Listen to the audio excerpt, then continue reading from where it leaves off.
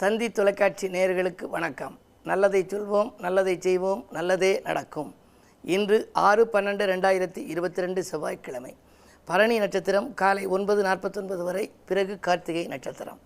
இன்று திருக்கார்த்திகை, அண்ணாமலை தீபம். இன்று முருகப்பெருமானை வழிபட்டால் நாம் முன்னேற்றத்தின் முதல் படிக்கு செல்லலாம். கந்தப்பெருமானை வழிபட்டால் நம் கவலைகளெல்லாம் தீரும். குகனை வழிபட்டால் குறைகளெல்லாம் அகலும். வள்ளிமணாளனை வழிபட்டால் வருங்காலம் நலமாகும். அதனால்தான் சுக்குக்கு மிஞ்சிய மருந்தும் இல்லை, சுப்பிரமணியனுக்கு மிஞ்சிய தெய்வமும் இல்லை என்று சொன்னார்கள். அதிலும் செவ்வாய்க்கிழமை அன்றைக்கு இன்று திருக்கார்த்திகை திருநாள் வருகின்றது. செவ்வாய்க்கிழமை செந்திலை வணங்க செல்வம் குவிந்துவிடும், நல்வாழ்வமையும் நலமும் சேரும், நட்பால் நன்மை வரும். வேலை தொழுதால் வேலை கிடைக்கும், விருப்பம் நிறைவேறும். அவன் காலை தொழுதால் காலை தொழுது வழிபட்டோர்க்கு கவலைகள் பறந்தோடும்னு ஒரு பாடல் உண்டு. பொதுவாக இது மாதிரி முருகப்பெருமானை நாம் கும்பிடுகின்ற பொழுது அதற்கு உகந்த நாளிலே, இந்த கார்த்திகை திருநாளிலே ரொம்ப பேர் விரதம் வந்து கும்பிடுவாங்க. 12 மாதங்களில் கார்த்திகை வந்தாலும் இந்த கார்த்திகை மாதத்திலே வரக்கூடிய கார்த்திகை திருக்கார்த்திகை அப்படின்னு அழைக்கப்படுது. காரணம், திரு என்ற அடைமொழி வருகின்றது. திரு என்றால் இலக்கு மீன் அர்த்தம்.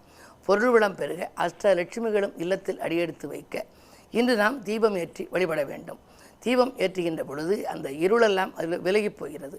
ஆக இருள்மயமான வாழ்க்கை ஒளிமயமாக மாற முருகன் சன்னதியில் இன்று இலுப்ப எண்ணெயில் தீபம் ஏற்ற வேண்டும். நல்லெண்ணெயில் தீபம் ஏற்றுவாங்க சில பேர். இலுப்பு எண்ணெயில் ஏன் ஏற்றணும்னா, இலுப்பு எண்ணெய் நீங்கள் பார்த்தீங்கன்னா அது கொஞ்சம் கடினமாக இருக்கும், ஹார்டாக இருக்கும். அதில் ஏற்ற அது கொஞ்சம் அப்படி இழகிக்கினே வந்துடும். அது மாதிரி முருகனுடைய மனம் இழகி நமக்கு வரம் கொடுப்பாராம். அதனால் எங்கள் பகுதியிலெல்லாம், செட்டிநாட்டு பகுதியிலெல்லாம் முருகன் சன்னதியில் எல்லாருமே இலுப்பெண்ணெயில் விளக்கேற்றுவாங்க. அதே மாதிரி மற்ற நாட்களில் நல்லெண்ணெயில் வழக்கமாக ஏற்றுறபடி ஏற்றலாம். இந்த திருக்கார்த்திகை திருநாளில் மாலையில் சொக்கப்பான் கொளுத்துதல் ஒன்று உண்டு. எல்லா ஆலயங்களுக்கு முன்னாடியும் அது மாதிரி ஒரு தீபம் ஏற்றி செய்வார்கள், ஒரு வழிபாடு உண்டு. இன்று திருவண்ணாமலையில் பல லட்சம் பக்தர்கள் ஒன்று கூடி அந்த தீபத்தை தரிசிப்பார்கள். இது போன்ற நாட்களில், அதிலும் செவ்வாய்க்கிழமை வருகின்ற பொழுது முருகனுக்கு வந்த தினம் என்பதனாலே இன்று தினம் நீங்கள் முருகப்பெருமானை முழுமையாக விரதமிருந்து வழிபாடு செய்தால் உங்களுடைய வாழ்க்கை பாதை சீராகும், நேராகும் என்ற நல்ல கருத்தை தெரிவித்து இன்றைய ராசி பலன்களை இப்பொழுது உங்களுக்கு வழங்கப் போகின்றேன். மேசராசி நேயர்களே, இன்று உங்களுடைய ராசியில் ராகு இருக்கின்றார். 2ஆம் இடத்தில் செவ்வாய் வக்ரம் பெற்றிருக்கின்றார்.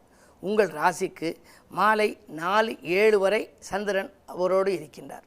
ராசியிலேயே சுகாதிபதி சந்திரன் இருக்கின்ற காரணத்தினாலே உங்களுக்கு எதிர்மறை எண்ணங்கள் சில வரலாம். அந்த எதிர்மறை எண்ணங்களை தவிர்க்க வேண்டிய நாள் இந்த நாள். எதையும் கொஞ்சம் யோசித்து செய்வது நல்லது. பயணங்கள் அதிகரிக்கலாம். வழிபாட்டில் கவனம் செலுத்துங்கள். கூட இருப்பவர்களை அனுசரித்து சென்றால்தான் உங்களுக்கு இன்று ஆதாயம். உத்தியோகத்தில் கூட மேலதிகாரிகளின் கோபத்துக்கு ஆளாக நேரிடும், கவனம் தேவை. ரிஷபராசி நேயர்களே, உங்களுக்கெல்லாம் இன்று ராசியிலேயே செவ்வாய் இருக்கின்றார். 7ஆம் இடத்தில் சூரியன், அவரோடு சுக்கிரன், ராசிநாதன் 7லிருந்து உங்கள் ராசியை பார்க்கின்றார். உங்கள் ராசிக்குள் மாலை 4:07 மேல் சந்திரன் வருகின்றார். சந்திர மங்கள யோகம் உருவாகிறது. எனவே இன்று கல்யாணம் போன்ற சுப காரியங்கள் இல்லத்தில் நடைபெறவில்லையே என்று கவலைப்பட்டவர்களுக்கு சுப செய்திகள் வந்து சேரும். பிள்ளைகளால் பெருமை உண்டு. உத்தியோகத்தில் கூட நல்ல வாய்ப்புகள் வரலாம். அதே நேரத்தில் வெளியுலக தொடர்பு உங்களுக்கு விரும்பும் விதம் அமையப் போகின்றது. அதிகார பதவியில் உள்ளவர்களின் ஆதரவோடு பொதுநலத்தில் ஈடுபட்டிருப்பவர்களுக்கு புதிய பொறுப்புகள் கூட கிடைக்கலாம். இந்த நாள் உங்களுக்கு ஒரு அதிர்ஷ்டமான நாள். மிதுனராசி நேயர்களே, உங்களுக்கெல்லாம் அஷ்டமத்து சனியின் ஆதிக்கம் இருக்கிறது. விரயஸ்தானத்தில் செவ்வாய். என்றைக்கோ நீங்கள் வாங்கி போட்ட இடம் இப்பொழுது விற்பனையாகப் போகிறது. அதன் மூலமாக உங்களுக்கு சில கவலைகள் வரலாம். உடன் இருப்பவர்களும் உடன் பணிபுரிபவர்களும் உங்களுக்கு உறுதுணையாக இருப்பார்களா என்பது சந்தேகம்தான். கடன் சுமையின் காரணமாக சொத்துக்களை விற்க நேரிடுகிறது என்று நீங்கள் நினைப்பீர்கள். உத்தியோகத்தில் இருப்பவர்களுக்கு மேலதிகாரிகளின் கெடுபிடிக்கு ஆளாக நேரிடும். என்ன இருந்தாலும் இன்று உங்களுக்கு நிதானமும் பொறுமையும் தேவை. கடகராசி நேயர்களே, உங்களுக்கெல்லாம் கண்டகச்சனியின் ஆதிக்கம் இருக்கிறது. இருந்தாலும் குறு பார்வை இருப்பதனால் குழப்பங்கள் அகலும். பயணங்களால் உங்களுக்கு பலன் கிடைக்கும். பணத்தேவைகள் கடைசி நேரத்தில் பூர்த்தியாகலாம். வாங்கல் கொடுக்கல்களில் ஒரு சிலருக்கு ஏமாற்றங்களையும் சந்திக்க நேரிடும். காரணம், 4ஆம் இடத்தில் கேது இருக்கின்றார். 4இல் கேது இருக்கின்ற பொழுது சில ஏமாற்றங்களை சந்திக்க நேரிடும். எனவே கவனம் தேவை. கண்டகச்சனியின் ஆதிக்கம் இருக்கும் வரை தொடர்ந்து நீங்கள் வழிபாடுகளை மேற்கொள்ள வேண்டும்.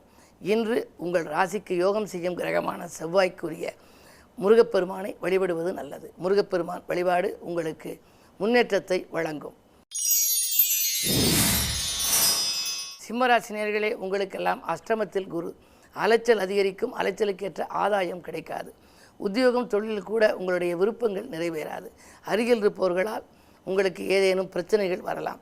வீண் பிரச்சனைகளிலிருந்து நீங்கள் விடுபட எதையும் யோசித்து செய்வதே நல்லது. மனக்குழப்பம் அதிகரிக்கும். சேமிப்புகள் கரையலாம். பயணங்களை கூட நீங்கள் தள்ளி வைப்பது நல்லது. ஏனென்றால் அலைச்சலுக்கேற்ற ஆதாயம் கிடைக்காத நாள் இந்த நாள்.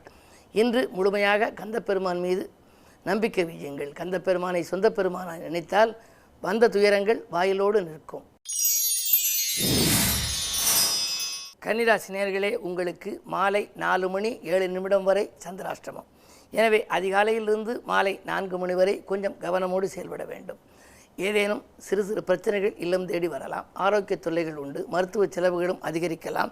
சேமிப்புகள் கரைந்து கொண்டே வருகிறது என்று நினைப்பீர்கள். மனக்குழப்பத்தின் காரணமாக இதை செய்வோமா அதை செய்வோமா என்றெல்லாம் நீங்கள் சிந்திப்பீர்கள். பிள்ளைகளாலும் தொல்லை, பிறராலும் தொல்லை என்ற நிலை உருவாகலாம்.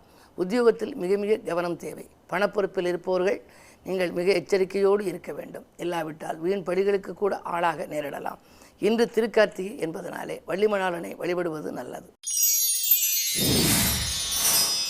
துலாம் ராசி நேயர்களே, உங்களுக்கெல்லாம் காலை நேரம் கலகலப்பாக இருக்கும். மாலை நேரம் கொஞ்சம் சலசலப்பாக இருக்கும். காரணம், மாலை 4 மணி 7 நிமிடத்திற்கு மேல் சந்திராஷ்டமம் வருகின்றது. சந்திராஷ்டமம் என்று வந்தாலே சந்திரபலம் குறைகிறது. மன நிம்மதி இழப்பு ஏற்படும். இடமாற்ற சிந்தனைகள் மேலோங்கும். எதையும் துணிந்து செய்ய இயலாது. தைரியமும் தன்னம்பிக்கையும் குறையும். எனவே மாலை நேரத்தில் எதிர்மறை சிந்தனைகளை தவிர்த்து நேர்மறை சிந்தனைகளை மேற்கொள்வது நல்லது. அது மட்டுமல்ல, இன்று திருக்கார்த்திகை என்பதனாலே இன்று நீங்கள் முருகப்பெருமானை வழிபடுவதும் நல்லது. விருச்சிக ராசி நேயர்களே, உங்களுக்கெல்லாம் ராசிநாதன் செவ்வாய். செவ்வாய்க்குரிய கிழமை இன்று. அதற்குரிய முருகப்பெருமானுக்கு உகந்த நாள் திருக்கார்த்திகை. இன்று நீங்கள் முழுமையாக விரதம் இருந்து இல்லத்தில் முருகனுக்குரிய துதிப்பாடல்கள் கவச பாராயணங்களை படித்தால் உங்கள் வாழ்க்கையில் நல்ல மாற்றங்கள் வரும். இதுவரை இருந்த தடைகளெல்லாம் தானாக விலகலாம். இன்று ராசியில் சூரியன் இருக்கின்றார். தொழில் ஸ்தானாதிபதி சூரியன் ராசியில் இருக்கின்ற பொழுது தொழில் வளம் சிறப்பாக இருக்கும். எதிர்பார்த்த லாபம் கிடைக்கும். உத்தியோகத்தில் கூட நீங்கள் கேட்ட சலுகைகள் உங்களுக்கு கிடைக்கலாம். உயர் பதவிகள் வருவதற்கான அறிகுறிகளும் தென்படுகின்றன. குறு பார்வையும் இருப்பதால் நல்ல காரியங்கள் இல்லத்தில் நடைபெறும். இந்த நாள் உங்களுக்கு ஒரு அதிர்ஷ்டமான நாள். தனுசு ராசி நேயர்களே, உங்களுக்கு ராசியில் புதன் இருக்கிறார். 7, 10 ஆகிய இடங்களுக்கு அதிபதியான புதன் ராசியில் இருக்கின்ற பொழுது களத்திர ஸ்தானாதிபதி தொழில் ஸ்தானாதிபதியாக விளங்குபவர் புதன். எனவே உங்களோடு கூட இருக்கும் வாழ்க்கை துணை படித்து முடித்து வேலை வெட்டி இல்லாமல் வீட்டில் இருக்கிறார்களே என்று நீங்கள் நினைத்தால் நீங்கள் செய்த முயற்சிக்கு இன்று பலன் கிடைக்கும். அவர்களுக்கு வேலை கிடைத்து உதிரி வருமானங்கள் வரலாம். அது மட்டுமல்ல, 2ஆம் இடத்தில் சனி, 4லே குரு. ஆரோக்கியம் சீராகி ஆனந்தப்படுத்தும். அடுத்தவன் நலன்கருதி எடுத்த முயற்சியிலும் ஆதாயங்கள் உண்டு. ஆலய வழிபாட்டில் ஆர்வம் காட்டுவது நல்லது. மகர ராசி நேயர்களே, உங்களுக்கு ஜென்மச்சனியின் ஆதிக்கம் ஒருபுறம் இருக்கிறது. ஜென்மச்சனி என்று இருந்தால் உங்களோடு சனி இருக்கிறார் என்று பொருள். எனவே நீங்கள் எதை செய்தாலும் திட்டமிட்ட காரியம் திசை மாறி செல்லும். பிறருக்கு நன்மை செய்தால் கூட அது தீமையாக தெரியலாம். உறவினர் பகை உருவாகாமல் பார்த்து கொள்வது உங்கள் புத்திசாலித்தனம். உத்தியோகம் பார்க்கும் இடத்தில் உங்களிடம் ஒப்படைத்த பொறுப்புகளை, மேலதிகாரிகள் உங்களுக்கு கொடுத்த பொறுப்புகளை நீங்கள் யாரிடமாவது சக பணியாளர்களிடம் கொடுத்தால் அவர்கள் அதை பார்க்காமல் உங்களுக்கே அது திரும்பி வரலாம். அதன் மூலம் உங்களுக்கு பழிகள் வந்து சேரும். எனவே நீங்கள் மிக மிக கவனத்தோடு இன்று செயல்படுவது நல்லது. இன்று தினம் குகனை வழிபட்டால் உங்கள் குறைகள் தீரும். கும்பராசி நேயர்களே, உங்களுக்கெல்லாம் இன்று 2லே குரு. பொருளாதார நிலை நன்றாக இருக்கிறது. சாமர்த்தியமான பேச்சுக்களால் சாதனை படைப்பீர்கள். சக பணியாளர்களும் உங்களுக்கு உறுதுணையாக இருப்பார்கள். வாங்கல் கொடுக்கல்கள் ஒழுங்காகும். உத்தியோகத்திலிருந்து விஆர்எஸ் பெற்றுக்கொண்டு விருப்ப ஓய்வில் வெளிவந்து சுயமாக இனிமேல் தொழில் செய்யலாமா, வாங்கும் சம்பளம் கட்டுப்படியாகவில்லையே என்றெல்லாம் நீங்கள் நினைப்பீர்கள். நீங்கள் என்ன நினைத்தாலும் உங்களுடைய எண்ணங்கள் இன்று பலன் தரப்போகிறது.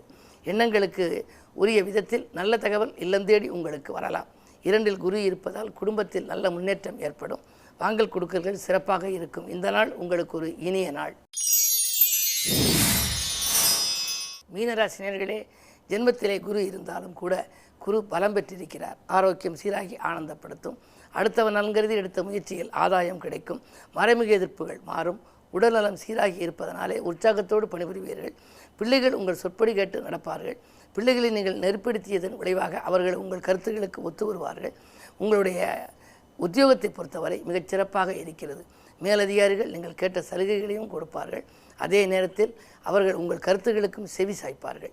இந்த நாள் உங்களுக்கு ஒரு அதிர்ஷ்டமான நாள். மேலும் விவரங்கள் அறிய தினத்தந்தி படியுங்கள்.